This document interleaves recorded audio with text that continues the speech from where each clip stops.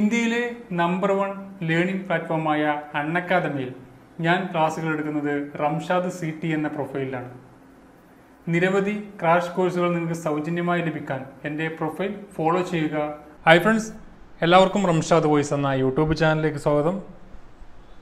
നമ്മൾ നോക്കാൻ പോകുന്നത് ഖാദി ബോർഡ് LDCക്ക് വേണ്ടിയിട്ടുള്ള മാത്സിലെ ക്വസ്റ്റ്യൻസ് ആണ്. പ്രീവിയസ് ആയിട്ട് ചോദിച്ചിട്ടുള്ള ക്വസ്റ്റ്യൻസിൻ്റെ മോഡലാണ് നമ്മൾ നോക്കുന്നത്. അപ്പോൾ ഇതുപോലത്തെ ക്വസ്റ്റ്യൻസൊക്കെ കളക്ട് ചെയ്ത് ചെയ്യാൻ ശ്രമിക്കുക. അതുപോലെ തന്നെ ഞാൻ ചെയ്യുമ്പോൾ തന്നെ നിങ്ങൾ ചെയ്ത് നോക്കുക. ഓരോ ക്വസ്റ്റ്യൻസും പോസ് ചെയ്ത ശേഷം ചെയ്ത് നോക്കിയതിന് ശേഷം വീഡിയോ തുറന്ന് കണ്ടു കഴിഞ്ഞാൽ ഒന്നുകൂടി ബെറ്റർ ആയിരിക്കുവാണ്. അതുപോലെ തന്നെ നിങ്ങൾക്ക് അറിയുന്ന ക്വസ്റ്റ്യൻസ്, ഇത്തരത്തിലുള്ള ക്വസ്റ്റ്യൻസൊക്കെ കളക്ട് ചെയ്യുക. ഒരുപാട് ക്വസ്റ്റ്യൻസ് ചെയ്ത് കഴിഞ്ഞാൽ മാത്രമേ നമ്മൾ ഉദ്ദേശിക്കുന്ന രീതിയിൽ മാത്സിനെ കൊണ്ടുവരാൻ കഴിയുള്ളൂ. അതുപോലെ തന്നെ ടെലഗ്രാം ചാനൽ ജോയിൻ ചെയ്യാൻ വേണ്ടി A to Z ട്രിക്സ് എന്ന് പറയുന്ന സെർച്ച് ചെയ്ത് കഴിഞ്ഞാൽ നിങ്ങൾക്ക് ടെലഗ്രാം ചാനൽ ജോയിൻ ചെയ്യാം. അത് ക്ലാസ്സുകളും അതുപോലെ നോട്ടുകളൊക്കെ ലഭിക്കുമെന്നാണ്. അതുപോലെ അൺഅക്കാദമിയിൽ എന്നെ ഫോളോ ചെയ്യാത്തവരുണ്ടെങ്കിൽ തീർച്ചയായും ഫോളോ ചെയ്യുക. അതിൽ എല്ലാ ദിവസവും ക്ലാസ്സുകൾ അപ്ലോഡ് ചെയ്യുന്നുണ്ട്. ഒന്നാമത്തെ ക്വസ്റ്റ്യൻ ആണ്, രണ്ട് സംഖ്യകളുടെ ഗുണനഫലം 216 അവയുടെ HCF എന്ന് പറയുന്നത് 6 മടങ്ങാണ്.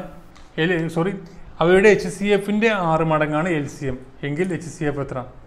രണ്ട് സംഖ്യകളുണ്ട്, ആ സംഖ്യകളുടെ ഗുണനഫലം 216, HCFൻ്റെ 6 മടങ്ങാണ് LCM. അങ്ങനെയെങ്കിൽ HCF എത്രയാണ്? 36 ആണോ, 26 ആണോ, 16 ആണോ, 6 ആണോ? ഒരു കാര്യം മനസ്സിലാക്കാം, രണ്ട് സംഖ്യകളുടെ ഗുണനഫലം എന്ന് പറയുന്നത്, ഇപ്പോൾ സംഖ്യകൾ എക്സും വൈ ആണെങ്കിൽ X × Y = എന്താണ്?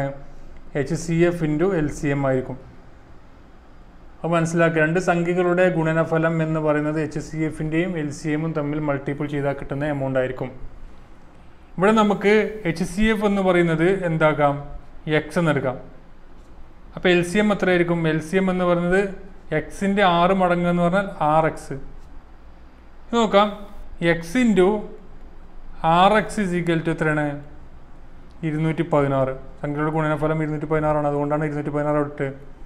ഇനി നോക്കുക, 6x² = 216. ഓക്കെ, അപ്പോൾ x² എത്രയായിരിക്കും? 216 ഹരിക്കണം 6. 216 എത്ര 6 ആണ്? നോക്കാം, 16 6 21 എത്ര പ്രാവശ്യം? 3 പ്രാവശ്യം. ബാക്കി എത്ര വരുന്നത്? ഇവിടെ 3 ആണ് സിസ്റ്റം വരുന്നത്. 36 36 പ്രാവശ്യമാണ് 6 വരുന്നത്. അപ്പോൾ 36 × 6 ആണ് 216. x² ആണ് 36. x എത്രയായിരിക്കും? x എന്ന് പറയുന്നത് x = √36. √36 എത്ര? 6. അപ്പോൾ x² x എന്ന് പറഞ്ഞാൽ 6 ആണ്. x എന്ന് പറഞ്ഞാൽ നമ്മുടെ HCF ആണ് 6. അപ്പോൾ HCF കിട്ടി, LCM കിട്ടി, RX എന്ന് പറയുമ്പോൾ 36. അപ്പോൾ രണ്ട് സംഖ്യകളുടെ ഗുണനഫലം എന്ന് പറയുന്നത് 216 ആണ്. അതെന്ന് പറഞ്ഞാൽ എന്തായിരിക്കും? 6 × 36. LCMും HCFും തമ്മിലുള്ള ഗുണനഫലമായിരിക്കും. ഇത് നമ്മോട് ചോദിക്കുകയാണ്, രണ്ട് സംഖ്യകളുടെ ഗുണനഫലം 216, LCM 36, HCF കണ്ടുപിടിക്കാൻ പറഞ്ഞാൽ എന്താ ചെയ്യുക? 216 × എന്താ ചെയ്യേണ്ടത്? 216 ആയിരിക്കണം 6, 36. അതുപോലെ LCM തന്നിട്ട് HCF കാണാൻ പറഞ്ഞാൽ 216 ആയിരിക്കണം 36. അപ്പോൾ ആ രീതിയിലൊക്കെ ചെയ്താൽ മതി. അടുത്തൊരു ക്വസ്റ്റ്യൻ, ഒരു സാധനം 450 രൂപയ്ക്ക് വിൽക്കുമ്പോൾ കച്ചവടക്കാരന് 20% നഷ്ടമുണ്ടാകുന്നു. 20% ലാഭം കിട്ടണമെങ്കിൽ ആ സാധനം എത്ര രൂപയ്ക്ക് വിൽക്കണം? 600 രൂപക്കാണോ, 500 രൂപക്കാണോ, 700 രൂപക്കാണോ, 720 രൂപക്കാണോ? ശ്രദ്ധിക്കുക, ഒരു സാധനം എപ്പോഴും അതിൻ്റെ കോസ്റ്റ് അല്ലെങ്കിൽ അതിൻ്റെ വില എന്ന് പറഞ്ഞാൽ 100% ആയിരിക്കും. ഈ 100% കൂട്ടി വിൽക്കുമ്പോൾ അദ്ദേഹത്തിന് ലാഭം ഉണ്ടാകുന്നു, പ്രോഫിറ്റ് ഉണ്ടാകുന്നു. കുറച്ച് വിൽക്കുകയാണെങ്കിൽ അദ്ദേഹത്തിന് ലോസ് ഉണ്ടാകുന്നു.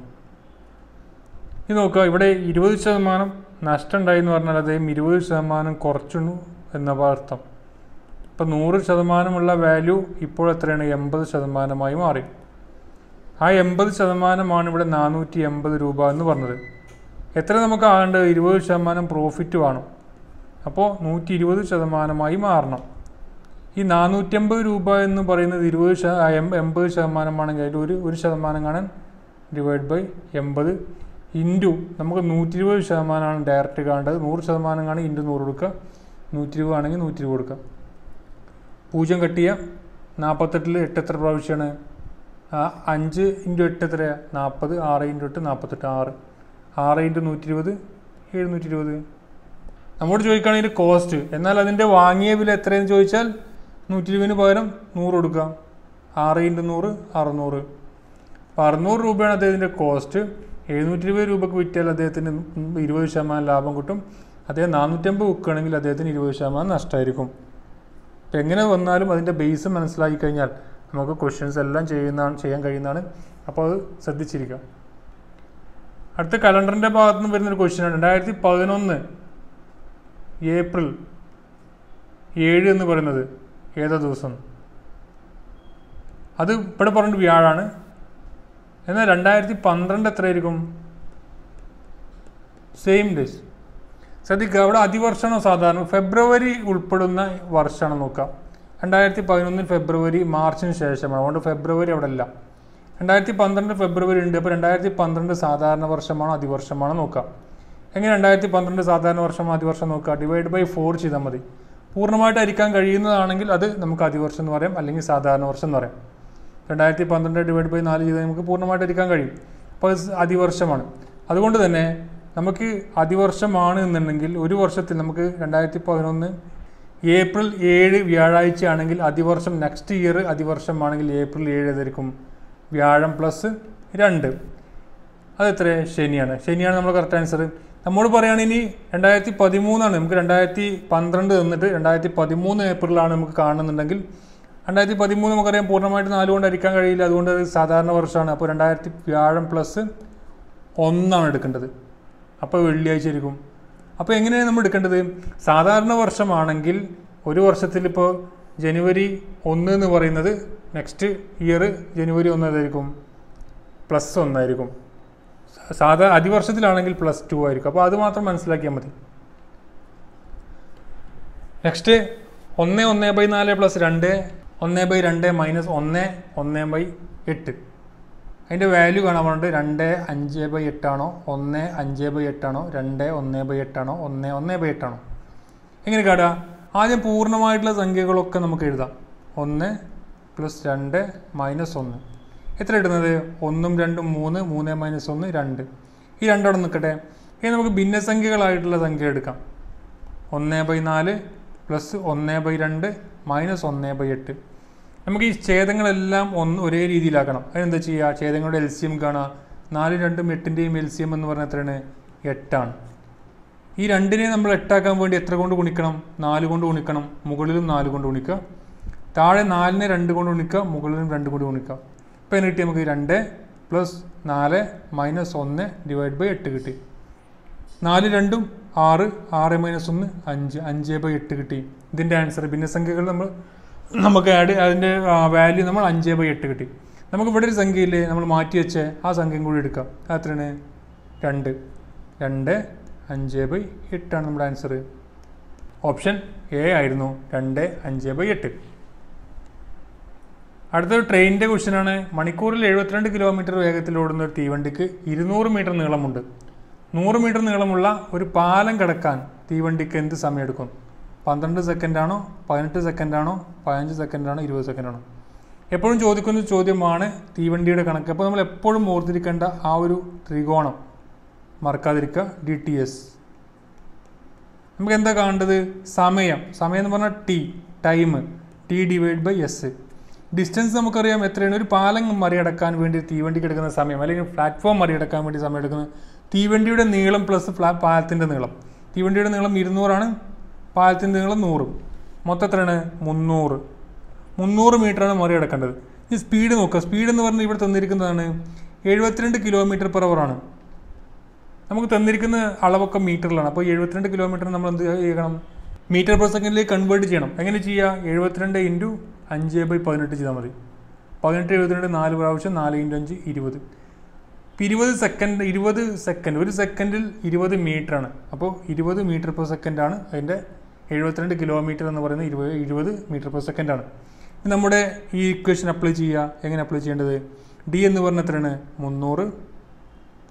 എസ് എന്ന് പറയുന്നത് 20. 300 ഡിവൈഡ് ബൈ 20 എത്ര? 2 15 സെക്കൻഡ്. കറക്റ്റായിട്ടുള്ള ആൻസർ ആണ് 15 സെക്കൻഡ് കൊണ്ടാണ് ആ പാലം അല്ലെങ്കിൽ ആ മറികടക്കുന്നത്. അപ്പോൾ എപ്പോഴും ശ്രദ്ധിക്കേണ്ട കാര്യം, ഒരു തീവണ്ടി ഒരു പാലത്തെ മറികടക്കുക എന്നുള്ളത് ഉദ്ദേശിക്കുന്നത് ആ പാലത്തിൻ്റെ നീളവും ആ തീവണ്ടിയുടെ നീളവും മറികടക്കണം. അതുപോലെ തന്നെ ഇവിടെ നമുക്ക് സ്പീഡ് എന്നിട്ടുണ്ടെങ്കിൽ കിലോമീറ്ററിലായിരിക്കും, അത് മീറ്റർ പെർ സെക്കൻഡിലേക്ക് കൺവേർട്ട് ചെയ്യണം. അപ്പോൾ എന്നാൽ മാത്രമേ നമുക്ക് കറക്റ്റായിട്ടുള്ള ആൻസർ കിട്ടൂ, അല്ലെങ്കിൽ അത് മാറിപ്പോകും. അപ്പോൾ ശ്രദ്ധിക്കുക. അടുത്ത ഒരു ജോലി ചെയ്തു തീർക്കാൻ ABC ഇവർക്ക് ഓരോരുത്തർക്കും യഥാക്രമം 6, 12, 24 ദിവസങ്ങൾ വേണം. 3 പേരും ഒരുമിച്ച് ജോലി ചെയ്താൽ എത്ര ദിവസം കൊണ്ട് ആ ജോലി തീരും? നോക്കുക, ABC എന്ന് പറയുന്ന 3 ആളുകളാണ്. 6 ദിവസം കൊണ്ടും 12 ദിവസം കൊണ്ടും 24 ദിവസം കൊണ്ടും ജോലി തീർക്കും. ഇവിടെ 3ൻ്റെയും ടോട്ടൽ എത്ര വർക്ക് ഉണ്ടെന്ന് പറയാൻ അവർ LCM നോക്കുക. LCM എത്രയാണ്? 3, 6ൻ്റെയും 12ൻ്റെയും 24ൻ്റെയും 24 ആണ്. ഈ 24 യൂണിറ്റ് വർക്ക് ചെയ്യാൻ വേണ്ടിയാണ് A 6 ദിവസം, B 12 ദിവസം, C 24 ദിവസം എടുക്കുന്നത്. അവരെടുക്കുന്ന ഓരോരുത്തരും എടുക്കുന്ന എഫിഷ്യൻസി കാണാൻ വേണ്ടി 24 ആയിരിക്കണം 6 ചെയ്ത് കഴിഞ്ഞാൽ A എടുക്കുന്ന എഫിഷ്യൻസി നമുക്ക് 4 കിട്ടും. 24 ആയിരിക്കണം 12 ചെയ്ത് കഴിഞ്ഞാൽ B എടുക്കുന്ന എഫിഷ്യൻസി നമുക്ക് 2 കിട്ടും. 24 ആയിരിക്കണം 24 ചെയ്ത് കഴിഞ്ഞാൽ C എടുക്കുന്ന എഫിഷ്യൻസി 1 കിട്ടും. ടോട്ടൽ അവരുടെ എഫിഷ്യൻസി എത്രയാണ്? 4 + 2 + 1 7 എഫിഷ്യൻസിയാണ് എടുക്കുന്നത്. നമ്മൾ ചോദിക്കുകയാണ് അവർ ടോട്ടൽ എത്ര, അവർ 3 പേരും കൂടി മെനക്കെട്ടാൽ എത്ര ദിവസം കൊണ്ട് തീരും ചോദിച്ചാൽ 24 വർക്ക് അവിടെ ഉള്ളത് ഡിവൈഡ് ബൈ അവരുടെ എഫിഷ്യൻസി 7 ആണ്. 24 ഡിവൈഡ് ബൈ 7 എത്രയാണ്? 24 എത്ര? 7 ആണ്. 3 × 7 21. അപ്പോൾ 3 ഇടുക. സിസ്റ്റം എത്ര വരുന്നത്? 3 വരുന്നുണ്ട്. Divide by 7 days. 3/7 എന്ന് പറയുന്ന കറക്റ്റായിട്ടുള്ള ആൻസർ അതാണ്. അപ്പോൾ ഇത്തരം ക്വസ്റ്റ്യൻസ് LCM വെച്ച് ചെയ്ത് കഴിഞ്ഞാൽ പെട്ടെന്ന് തന്നെ ആൻസറിലേക്ക് ലഭിക്കുന്നതാണ്. അടുത്തൊരു ക്വസ്റ്റ്യൻ, ഒരു ബുക്കിൻ്റെ വില 5% വർദ്ധിപ്പിച്ചപ്പോൾ 21 രൂപയായി എങ്കിൽ ആദ്യ വില എന്ത്? ഒരു ബുക്കിന് ആദ്യം ഉണ്ടായിരുന്ന എത്രയാണ്? 100% വിലയാണ് ഉണ്ടായിരുന്നത്. 100% ആ ബുക്കിൻ്റെ റേറ്റ്. അത് 5% വർദ്ധിപ്പിച്ചു എന്ന് പറഞ്ഞാൽ 105% മാറ്റി. ഇപ്പോൾ അതിൻ്റെ റേറ്റ് എത്രയാണ്? 105%, 21 രൂപയാണ്. അപ്പോൾ നമ്മൾ ചോദിച്ചിട്ടുണ്ട് 20 രൂപയാണോ 19 രൂപയാണോ 18 രൂപയാണോ 15 രൂപയാണോ? ഇപ്പോൾ 21 എന്ന് പറയുന്നത് 105% ആണെങ്കിൽ അതിന് 100% ആണെങ്കിൽ 1% കാണാം. 21 ഡിവൈഡ് ബൈ 105 ചെയ്താൽ 1% കിട്ടും. ഇൻറ്റ് 100 ചെയ്ത് കഴിഞ്ഞാൽ അതിന് 100% കിട്ടി. ഈ ഒരു വില ഓൾഡ് വിലയിലേക്ക് വരും. ഇപ്പോൾ 105ൽ 20 5 നോക്കാം നമുക്ക്. 21 പ്രാവശ്യം ഇവിടെ 20. ഈ 21 കട്ട് ചെയ്താൽ ബാക്കി വരുന്നത് 20 നമ്മുടെ ആൻസറിലേക്ക് വന്നോ. അപ്പോൾ ഇത്രയും ക്വസ്റ്റ്യൻസാണ് നമ്മൾ ചെയ്യാൻ ഉദ്ദേശിച്ചത്. അപ്പോൾ 7 ക്വസ്റ്റ്യൻസ് നമ്മൾ എടുത്ത്, അപ്പോൾ ഓരോ ക്വസ്റ്റ്യൻസ് കാണുമ്പോഴും ആ രീതിയിലുള്ള ക്വസ്റ്റ്യൻസ് വീണ്ടും കളക്ട് ചെയ്യാൻ ശ്രമിക്കുക. അതുപോലെ തന്നെ തുടർച്ചയായ വീഡിയോ ക്ലാസ്സുകൾ ഈ ചാനൽ അപ്ലോഡ് ചെയ്യുമ്പോൾ തന്നെ നിങ്ങൾക്ക് ലഭിക്കാൻ വേണ്ടി ഈ ചാനൽ സബ്സ്ക്രൈബ് ചെയ്യില്ലെങ്കിൽ ഇപ്പോൾ തന്നെ സബ്സ്ക്രൈബ് ചെയ്യുക. ആ ബെല്ലൈക്കൺ കൂടി എനേബിൾ ചെയ്ത് കഴിഞ്ഞാൽ ഞാൻ അപ്ലോഡ് ചെയ്യുന്ന വീഡിയോകളെല്ലാം നിങ്ങൾക്ക് യഥാസമയം തന്നെ നോട്ടിഫിക്കേഷനായി വരികയും ചെയ്യും. നിങ്ങൾക്ക് വീഡിയോ ഉപകാരപ്പെട്ടാൽ ലൈക്ക് ചെയ്യാനും നിങ്ങളുടെ ഫ്രണ്ട്സുമായി ഷെയർ ചെയ്യാനും മറക്കാതിരിക്കുക. മറ്റൊരു വീഡിയോ വീണ്ടും കാണാം. Thank you for watching. Have A nice day.